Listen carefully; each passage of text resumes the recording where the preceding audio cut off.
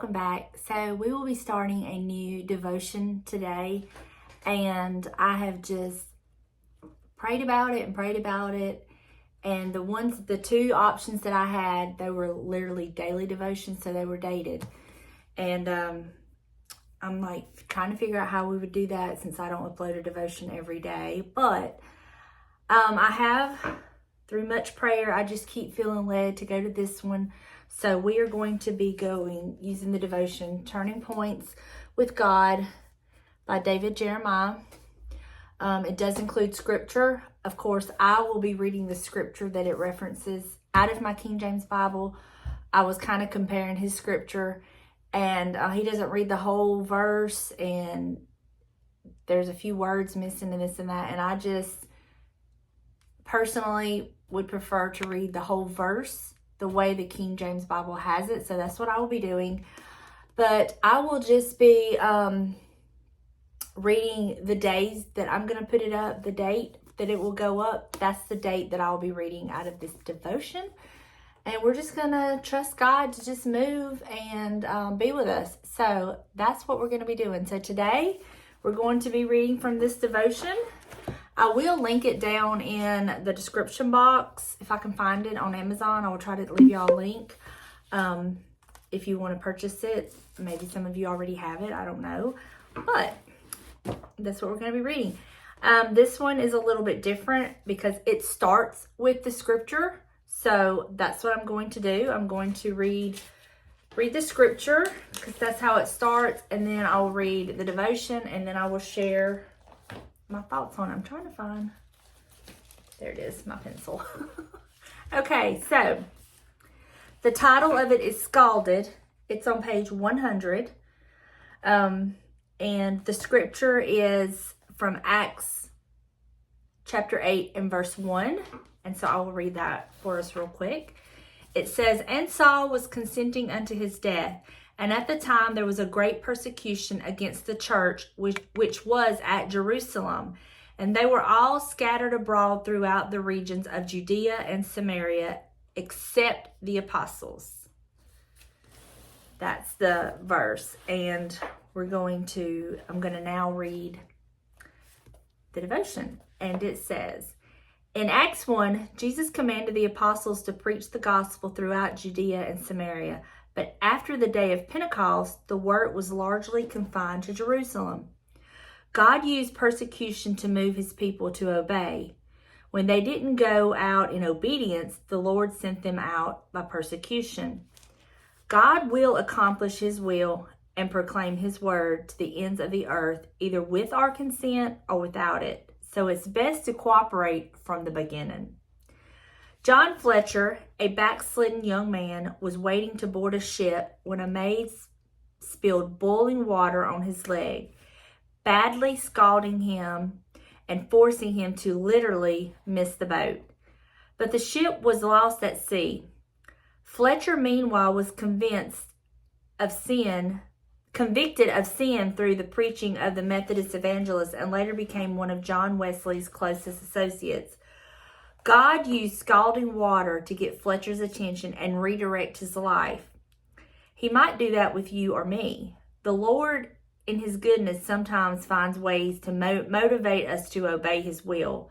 But how much better to be obedient to begin with? God is love. Shout aloud. It so fills me with that I want to gust of praise to go to the ends of the earth. Oh, I want a gust of praise to go to the ends of the earth. That is a quote by John Fletcher. This one, I really love this one because it is so spot on. I can just look back and see how this is basically what the Lord has done with me. Where it says, God will accomplish his will and proclaim his word to the ends of the earth, either with our consent or without it. So it's best to cooperate from the beginning. And I didn't. I thought I knew best, and I thought that I had it all figured out. And I was on a course that was leading me in the wrong direction. I was going in the opposite direction of what I needed to go. And then the Lord used life. He used people. He used situations, things, circumstances to really get my attention. And if you've been here from the beginning, you know, because I've shared how the Lord used my marriage. He used my job. He used a paycheck. He used my security. He used all of that in order to redirect me and get me back on the path in which He wanted me to be on and how He wanted me to be. Had I been obedient from the beginning, would I have had to suffer such things? Probably not. But I don't regret a single thing that I went through, for the simple fact it taught me and brought me to this place. And that's another thing. God is going to have His way. And if you're like me and you do it the hard way, you're still going to learn so many things. He's not going to let your circumstances that He's having to use, He's not going to let any of that go to waste. He's going to use every bit of that to His advantage. And in all of that, I learned so much. I learned how to pray for myself, which is very, very important, is to know how to pray for yourself. I learned how God speaks to me. I learned how God deals with me. I learned how God doesn't always speak to me and deal with me the exact same way in every situation. Different situations warrant different reactions and actions from God. And I learned that, but I had to go through some things to learn that. I learned what it was to be 100% totally dependent on God. Because let me tell you something.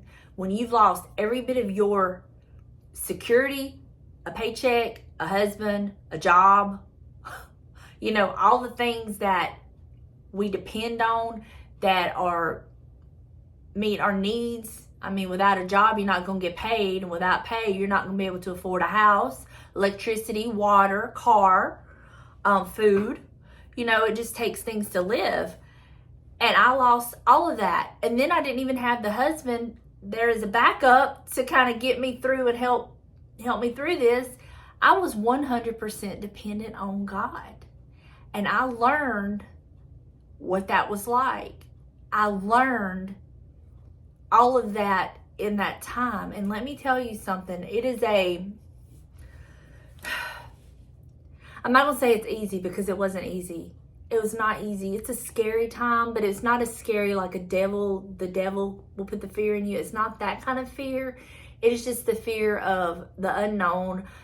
I guess more being anxious about how the bill's going to get paid. How are we going to buy groceries? How am I going to get through this? What's going to be my next step? How's God going to use this? How's God going to move? What is He going to do? What do I need to do? Kind of thing, you know?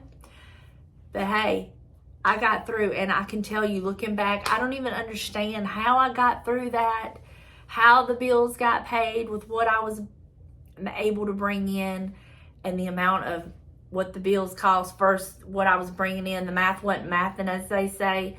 I don't know how I did it. I mean, I didn't do it. I mean, I just don't know how I got through. I don't know how God did it, quite honestly. I don't know how God did it, but He did it. But it was just part of, He was going to have His will and His way. He was going to accomplish what He wanted the end results to be. And He had to put me in some situations to teach me some things, you know.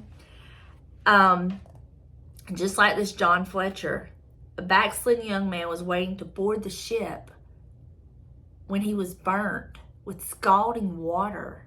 I mean, that don't even make sense. What are the odds of that? How do you explain that, except that was part of God's plan for him to miss the boat, literally, to miss the boat, because that ship was lost at sea. And God knew He was going to use this John Fletcher, his life and what he went through. He was going to be able to use this. It's because he missed the ship at sea. And then meanwhile, he was convicted of sin through the preaching and later became one of John Wesley's closest associates. God used scalding water to get Fletcher's attention and redirect his life. I'm sure if you sit back, I mean, it's not something we literally just dwell on all the time, but I'm sure if you sit back and you could go through your life and circumstances and situations in your life, you could see how God used things, people, circumstances, and situations to redirect your life. That's how good he is. He literally can take the mess that we make and redirect and rework it, and it just looked like it was all part of his plan at the beginning. He's so good. Only God can do that, y'all. Only God can do that. The Lord in his goodness sometimes finds ways to motivate us to obey his will. But how much better to be obedient to begin with. And that is something I am trying to get better at. Instead of getting these bright ideas for things, I'm really trying to pray God's will. Pray God's will in circumstances and situations. Of course, I want his will in every aspect of my life. And, he knows that. He knows that. But, when you are faced with some really big decisions to make, whereas before I used to be very spontaneous and just jump and go with what I thought was best, now I literally stop.